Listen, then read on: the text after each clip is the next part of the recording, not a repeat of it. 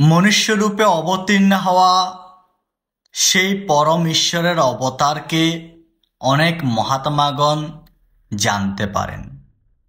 সেই মহাত্মাগণ তার দিব্য প্রকৃতি সম্পর্কে অবগত হয়ে তাকে সর্বভূতের ঈশ্বর এবং অবিনাশী বলে তার অন্যান্য চিত্তে ভজনা করেন।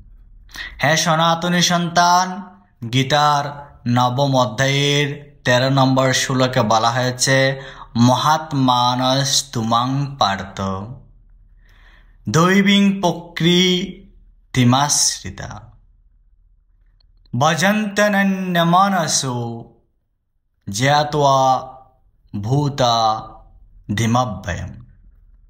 হ্যাঁ সনাতনী সন্তান, মোহযুক্ত মহাত্মাগণ আমার দৈবী প্রকৃতি আশ্রয় করে থাকেন।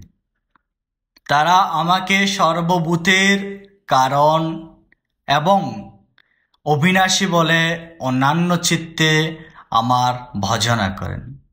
হ্যাঁ সনাতনী সন্তান, ঈশ্বরীয় বাণী প্রচার করুন, প্রচার লোককে শেয়ার করুন।